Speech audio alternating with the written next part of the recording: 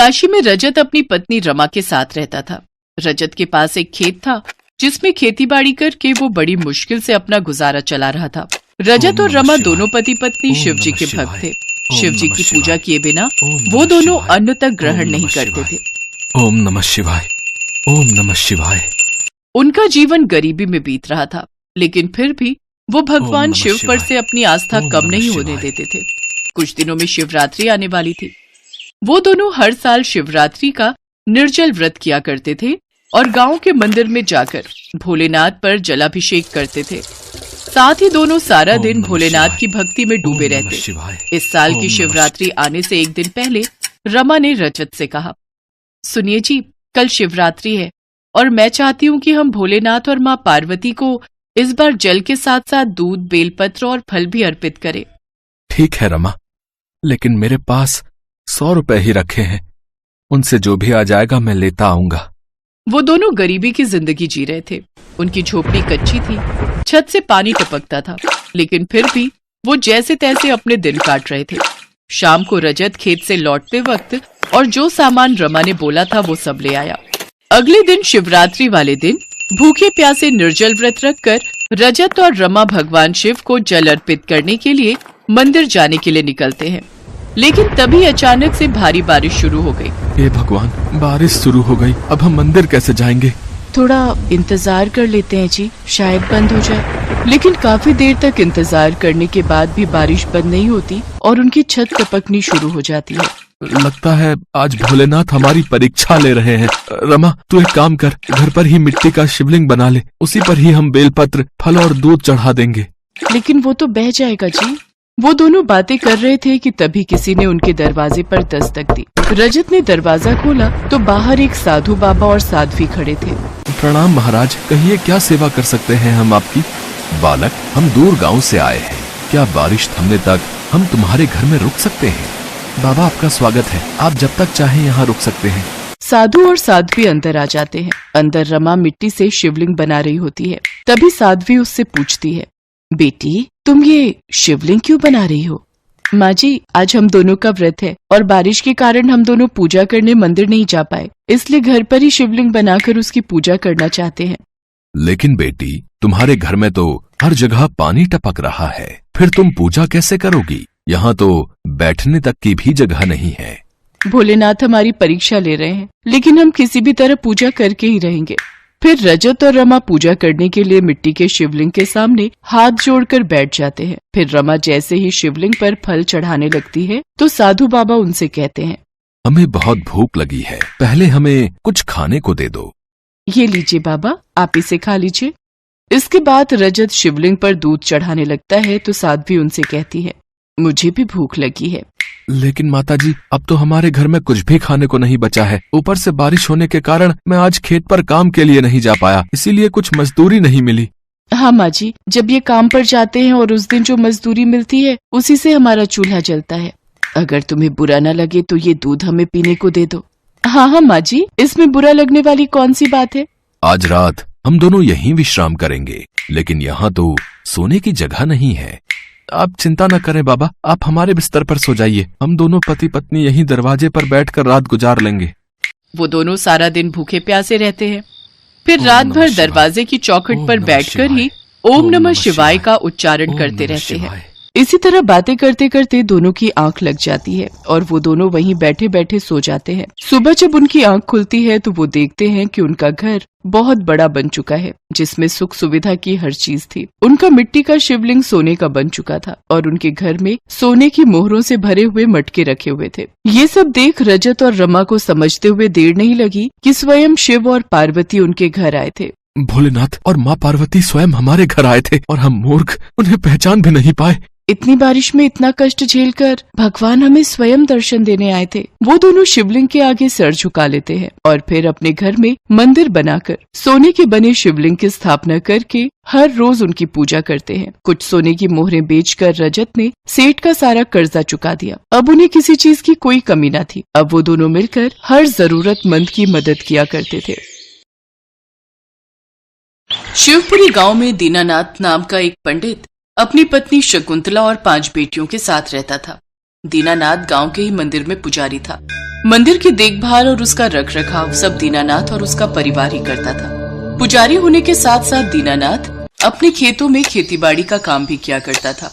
दीनानाथ और उसकी 5 बेटियां शिव जी की बहुत बड़ी भक्त थी। जैसे जैसे 5 जवान हो रही थी, दीनानाथ की चिंता भी बढ़ती जा रही थी। क्या हुआ जी, आप इतना परेशान क्यों दिखाई दे रहे हो? मेरी परेशानियों का कारण तो तुम जानती ही हो शकुंतला। जिस बाप के घर में 5-5 जवान बेटियां हों, भला उसे चैन की नींद कैसे आ सकती है? जिस गरीब बाप के पास एक बेटी की शादी करने तक की जमा पूंजी ना हो, भला वो अपनी 5-5 बेटियों की शादी कैसे करेगा? आप चिंता क्यों करते हो जी? आप ही तो कहते हो अपनी ये 5 बेटियां शिव जी की बेटियां हैं, तो फिर इनकी चिंता भी शिव जी पर छोड़ दो और उन पर अपना विश्वास बनाए रखो। मुझे उन पर पूरा भरोसा है शकुंतला। अगले दिन दीनदयाल की 5 बेटियां निधि, पूर्णिमा, संगीता, अनामिका और प्राची नहाकर तैयार होकर मंदिर पहुंच जाती हैं और शिव जी की पूजा अर्चना करने लगती हैं। निधि ने शिवलिंग के आगे धूप जलाया, पूर्णिमा ने ज्योत, संगीता ने चंदन का तिलक लगाया, अनामिका ने बेलपत्र और धतूरा चढ़ाया और आखिर में प्राची ने जलाभिषेक किया। इसके बाद 5 शिव मंत्र का जाप करने लगी। ओम नमः शिवाय मंत्र का जाप करने के बाद उन 5 ने आरती की। फिर सबने शिव जी से प्रार्थना की, हे मेरे भोलेनाथ, अपनी कृपा दृष्टि हम पर सदा बनाए रखना, हर मुश्किल घड़ी में हमारा साथ देना प्रभु। इसी तरह 5 बहनें हर रोज मंदिर आकर शिव जी की आराधना करती। जब भी भोले बाबा के मंदिर आती हूँ तो यहाँ आकर एक अजीब सा सुकून मिलता है। सच में मन ही नहीं करता कि इस मंदिर को छोड़कर जाऊं। हाँ, एक अलग ही जुड़ाव लगता है शिव जी के इस मंदिर से। वो ये बातें कर ही रही होती है कि तभी वहाँ दीनानाथ और शकुंतला पहुँच जाते हैं। उनकी बातें सुनकर दीनानाथ और शकुंतला पुरानी यादों में खो जाते हैं। हे प्रभु, हम दोनों दिन रात आपकी सेवा करते हैं, आपकी पूजा करते हैं। अब तो हमें हमारी भक्ति का फल दे दो और हमारी सूनी गोद को भर दो। मैं जानती हूँ भोलेनाथ कि मैं कभी माँ नहीं बन सकती, लेकिन कोई ऐसा चमत्कार कर दो कि हम दोनों को माँ बाप के सुख से वंचित न रहना पड़े। अपनी कृपा हम पर बरसाओ प्रभु। तभी उन्हें मंदिर के बाहर से किसी बच्चे के रोने की आवाज आती है। अरे, ये बच्चे के रोने की आवाज कैसी? वो दोनों भागकर बाहर जाते हैं तो देखते हैं कि मंदिर के पास जो नदी है, वहाँ एक बड़ी सी फूलों की टोकरी में 5 नवजात बच्चियां बहती हुई आ रही हैं और बीच नदी में जो शिवलिंग है उसने उन्हें रोके रखा है। दीनानाथ झट से नदी में जाकर उस टोकरी को बाहर लेकर आता है। शकुंतला, एक वक्त था जब हम एक बच्चे के लिए तरसते थे, लेकिन आज देखो, भोलेनाथ ने अपनी 5-5 बेटियों के माता पिता बनने का हमें सौभाग्य दिया है। सचमुच आज मैं बहुत खुश हूँ। तेरा लाख लाख शुक्र है प्रभु। बाबा, माँ, लो आप भी भोलेनाथ का जलाभिषेक कर लो। भगवान शिव की पूजा करने के बाद वो सभी वापस घर आ जाते हैं। दीनानाथ की 5 बेटियां बहुत ही सुंदर और गुणी थी। 5 ने अच्छे नंबरों से 12वीं पास कर ली। अब वो घर के कामों में तो अपनी माँ का हाथ बटाती थी, साथ ही खेत में जाकर अपने पिता की मदद भी किया करती थी। बाबा, हर बार की तरह इस बार भी अपने खेत में अच्छी खासी फसल होगी। होगी क्यों ना भला, मेरी बेटियों ने इतनी मेहनत जो की है, और तुम सबके हाथों में तो जादू है। जब से मेरे साथ खेतों में काम करना शुरू किया है, तब से खेत में फसल अच्छी खासी हो जाती है। जिससे सरपंच के दोनों लड़के अजय और विजय उनसे चिढ़ते थे। सरपंच अक्सर अपने नालायक बेटों को खरी खोटी सुनाया करता था। अरे नालायकों, पढ़ने में तुम दोनों नालायक ही थे, लेकिन कम से कम किसी काम में तो ढंग के बनो। एक काम करने भेजा था, वो भी ठीक से नहीं। अरे कुछ सीखो उस पुजारी की बेटियों से। मंदिर से लेकर खेती बाड़ी तक हर काम में साथ देती है अपने बापू का। अरे मैं तो कहता हूँ, तुम जैसे नालायकों के पैदा होने से तो अच्छा होता मुझे भी बेटियां ही होती, कम से कम मेरी जमीन जायदाद तो संभालती। इतना कहकर सरपंच वहाँ से चला जाता है। तभी अजय गुस्से में विजय से कहता है, इन 5 बहनों ने तो हमारा जीना मुश्किल कर दिया है। पहले स्कूल में मास्टर जी के मुंह से इनकी तारीफें सुनते थे, फिर गांव वालों से, और अब अपने ही बापू से बातें सुननी पड़ रही हैं। सही कहा भाई, बचपन से लेकर आज तक बस हर जगह उन्हीं बहनों की तारीफें सुनते आ रहे हैं, लेकिन अब पानी सर से ऊपर आ चुका है। बिल्कुल सही कहा भाई, अब वक्त आ गया है उन्हें सबक सिखाने का।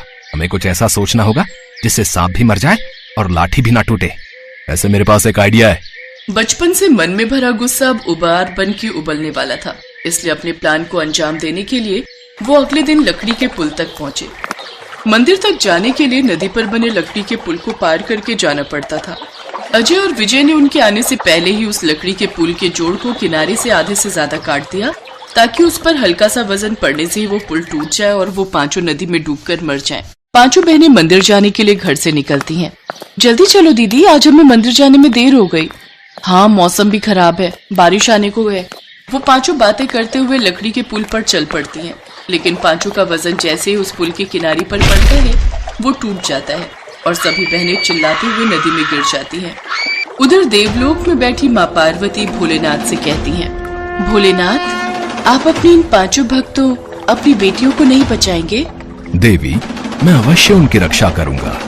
जिन्हें मैंने नवजात अवस्था में नहीं डूबने दिया, उन्हें अब कैसे डूबने दे सकता हूँ? उनकी चीख पुकार सुनकर सभी गांव वाले भी वहां पहुंच गए और तभी भोलेनाथ भी वहां प्रकट हो गए और उस बहती हुई नदी के पानी को काफी कम कर देते हैं, जिससे वो सब डूबने से बच जाती हैं। अपने महादेव को अपने सामने पाकर वो सब ओम नमः शिवाय, ओम नमः शिवाय कहने लगती हैं। ओम नमः शिवाय, ओम नमः शिवाय। भोलेनाथ, आपके दर्शन पाकर तो हम धन्य हो गए। हमारा तो जीवन सफल हो गया महादेव। बेटी, मैं भी तुम सबकी भक्ति से बहुत प्रसन्न हूँ। तुमने और तुम्हारे माता पिता ने सदैव सच्चे मन से मेरी भक्ति की है और आज समय आ गया है तुम्हें फल देने का। अब से तुम्हारे घर में कभी किसी चीज की कमी नहीं होगी।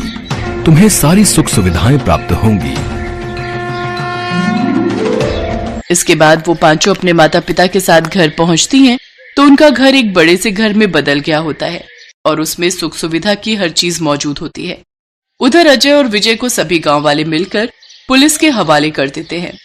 अब सभी गांव वाले भी उन पांचों बहनों को शिवजी की 5 बेटियों के नाम से पुकारने लगे। Best buddies. Hello friends, thanks for watching this video. अगर आपको ये वीडियो पसंद आया है तो प्लीज लाइक, सब्सक्राइब, कमेंट्स करें इस वीडियो पर और हाँ, शेयर करना भी ना भूलें। और भी मजेदार वीडियो देखने के लिए नीचे दिए गए बेल आइकॉन को दबाएं। देखते रहिए बेस्ट बडीज।